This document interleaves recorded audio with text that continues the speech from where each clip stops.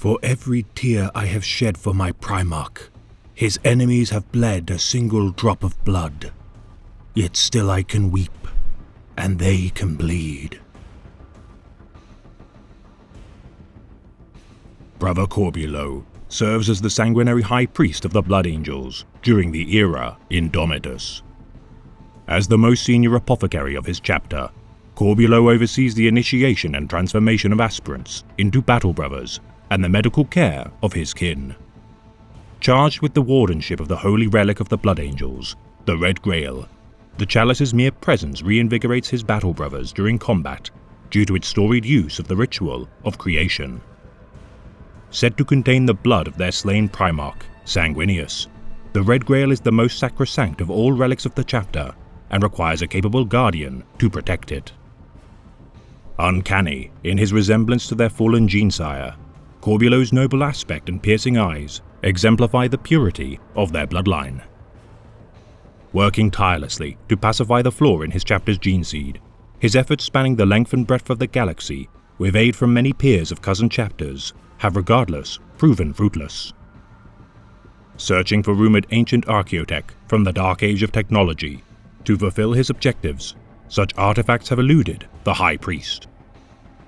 Revered by his brethren for his wisdom and tactical insights, Corbulo shares Sanguinius' gift of the far-seeing eye. Spending his sparse free time analyzing the scrolls of Sanguinius, with the hopes of combining his Primarch's writings and his own divinations, Corbulo's precognition has been a boon for the Blood Angels. On one such occasion, during the Second War for Armageddon, Corbulo's foresight allowed for the Blood Angels to strike at their full chapter strength with incredible precision and timing in combating the Greenskins. Also preventing greater casualties during the invasion of the Baal system by the cruiser of the Greater Demon, Makar the Reborn, the Blood Angels ambushed and annihilated the vessel before its munitions could bombard the Baal system. The price of his vision causing Corbulo to become withdrawn and quiet in demeanor, the High Priest's drawn eyes and haunted expression proves ever more difficult to conceal from his brethren. In the wake of his subordinate sanguinary priest, Casus attempts to revive the lost arts of replicate cloning prior to the devastation of Baal. The manipulations of the spider of the Emperor's children, Fabius Bile, enabled Casus to create abominations known as Blood Fiends, driven mad by the Red First. Purging the fell clones from their ranks, Casus' reckless actions allowed for the Clone Lord to steal a drop of Sanguinius' blood from the Red Grail to use for his own wicked experiments.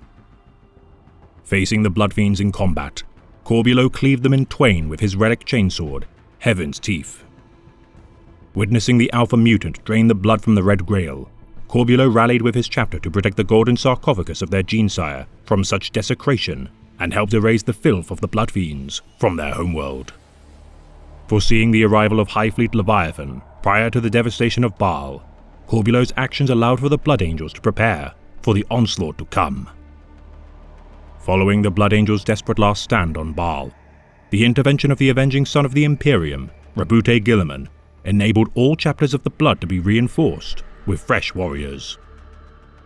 The introduction of Primaris Space Marines into the ranks of the Blood Angels piquing Corbulo's fascination in his attempts to advance his cure for the chapter's gene flaw. The High Priest accompanies such brothers into battle to observe their abilities. Present during the assault of the Alpha Legion's Fortress of Lies upon Kovan, Corbulo at the vanguard of squads of Vindicator and Repulsor squads overwhelmed the Hydra's defenses. Goaded into protracted skirmishes, though victory would be achieved by the Blood Angels, the violent outbursts of the Primaris Space Marines in the process proved to be extreme. Disquieted that this new breed of warriors was not immune to the enticements of the Red First or Black Rage, Corbulo nonetheless continues his toil in seeking a cure. His quest to deliver his kin from the clutches of their bloodlust, forever beyond his reach.